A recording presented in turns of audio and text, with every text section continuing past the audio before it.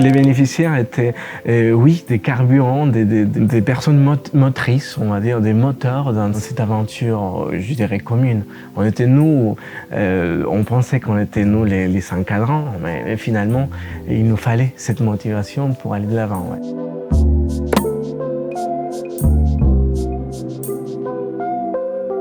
La place du public était importante parce que déjà, dans un premier temps, on a dû co-construire ces projets avec des partenaires locaux. Ça veut dire les mairies, et ça veut dire aussi les centres sociaux. Et grâce à ce processus de co-construction, les projets étaient nourris par ce qu'on appelle les bénéficiaires, des enfants, dans notre cas, qui viennent de 3 territoires, des pays différents, qui ont vu l'intérêt, grâce à la promotion et la présentation de ces projets par la mairie, par les centres sociaux, par les acteurs locaux.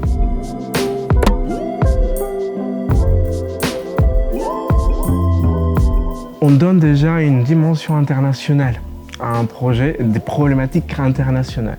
Et les enfants se sentent concernés par ces problématiques. Les enfants se sont rendus compte qu'il y avait des problèmes communs. Si on vient d'un pays du Sud comme le Pérou ou d'un pays du Nord comme la France, il y a des problèmes de migration, par exemple. C'est pas la même chose. Mais la thématique de la migration était là. Et on pouvait partager et voir par les expériences des uns et des autres ces réalités qui sont actuelles aujourd'hui. Une autre plus-value, c'était la question de l'autonomie. L'autonomie, de la responsabilité de prendre à cœur ces projets. Ils sont responsabilités finalement dans les actions. Et ils ont compris que c'était à eux, ces projets, et qu'ils pouvaient les modeler d'après leur expérience, d'après leur connaissance.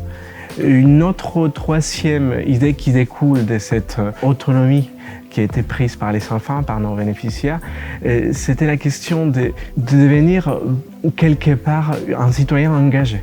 Et un citoyen engagé pour pouvoir affronter, il parlait des combats, pour pouvoir affronter des dialogues différents, des concepts différents ou des réalités qui semblent différentes.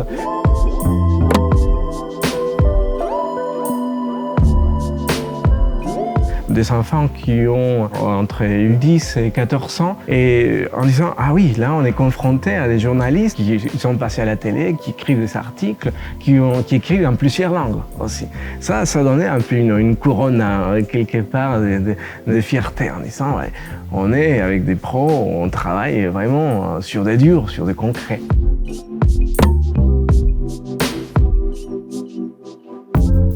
Je me suis rendu sur place pour voir comment les projets évoluaient et je me suis entretenu avec les enfants.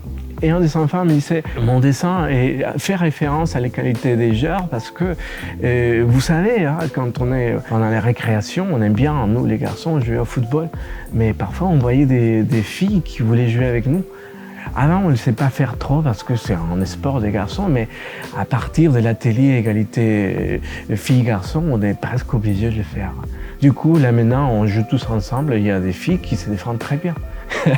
C'était un peu la récompense de ces projets en disant que, bon, cet enfant, au moins, il a compris avec ses mots qu'est-ce que ça veut dire cette égalité filles-garçons.